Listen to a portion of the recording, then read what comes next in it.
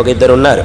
వాళ్ళిద్దరికీ ఒక ఆయన కనిపించి చెప్పాడు, మీ ఇద్దరు పక్కపక్కన ఉంటున్నారు కదా, మీ ఇద్దరివి పక్కపక్కన ఉన్నాయి, ఇక్కడ మీ ఇల్లు అక్కడ మీ ఇల్లు ఉన్నాయి.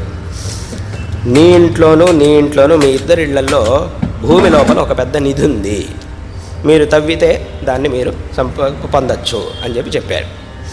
వెంటనే అంటే ఆయన చెప్పిన ఆయన ఊరికే చెప్పలే, ఆయన బాగా తెలిసినటువంటి వాడు, విషయం బాగా తెలిసినటువంటి, అలాగని ఊరికే ఏదో చెప్పలేదు, వీళ్ళిద్దరిని సంతోషపెట్టడం కోసం ఏదో అబద్ధం చెప్పాడని కాదు, నిజంగా ఆయనకు అన్ని విషయాలు తెలుసు.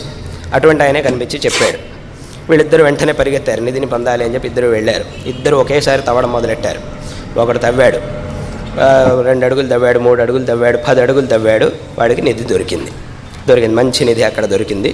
తీసుకున్నాడు, హాయిగా చెప్పుకున్నాడు, నాకు మంచి నిధి దొరికిందని చెప్పాడు. అక్కడి నుంచి తీసుకొని వెళ్ళిపోయాడు. ఇద్దరు ఒకేసారి మొదలెట్టారు. ఈ రెండో వాడు కూడా తవ్వుకుంటూ వాడితోనే 10 అడుగుల వరకు తవ్వాడు, కానీ వాడికి ఏం దొరకలేదు. అప్పుడు వీడు అనుకున్నాడు, అదేమిటి వాడికి దొరికింది, 10 అడుగులకి వాడికి దొరికేసింది, హాయిగా వాడు తీసుకొని వెళ్ళిపోవడం అయిపోయింది, నాకు ఇంకా దొరకలేదు, సరే ఇంకొంచెం తవ్వుదాం అని చెప్పి ఇంకొక అడుగు తవ్వాడు, అయినా దొరకలే. 11 అడుగులు తవ్వాడు, 13 అడుగులు తవ్వాడు, 15 అడుగులు తవ్వాడు, అయినా ఏమీ దొరకలే.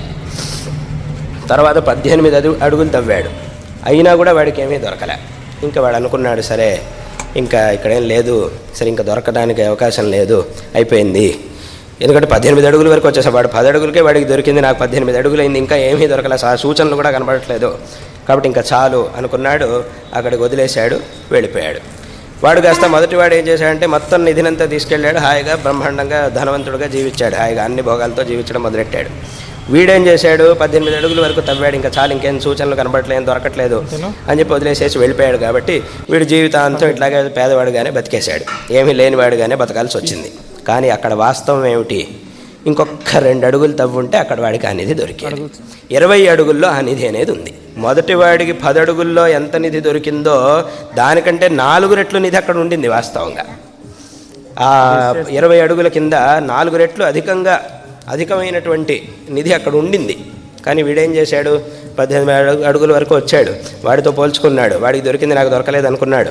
ఇంత దూరం వచ్చిన వాడు 10 అడుగులు మాత్రం తవ్వాడు, వీడు 18 అడుగులు తవ్వాడు, అంటే వాడికంటే 8 అడుగులు ఎక్కువనే తవ్వాడు. కానీ ఇంకొక 2 అడుగులు కనుక తవ్వుంటే వీడికి ఎవరైతే ఒక పెద్ద ఆయన ఒక మంచి విషయం చెప్పాడో ఆయన చెప్పినటువంటి ఆ మాట మీద దృఢమైనటువంటి నమ్మకంతో ఇంకొక 2 అడుగులు తవ్వుంటే వాడికంటే పెద్ద శ్రీమంతులుగా వీడు బతికి ఉండేవాడు. కానీ వీడు అక్కడికి ఆపేశాడు కాబట్టి నష్టపోవాల్సి వచ్చింది జీవితంలో. కాబట్టి అంటే ఇది ఎందుకు చెప్పొస్తున్నాను అంటే అందరికీ ఒకే రకంగా ఫలితం దొరకదు. కొంతమందికి ఎక్కువ ప్రయత్నం చేయాల్సి వస్తుంది, కొంతమందికి తక్కువ ప్రయత్నంలోనే దొరుకుతుంది. అది వాళ్ళ అదృష్టం మీద ఆధారపడి ఉంటుంది, అది వేరే విషయం.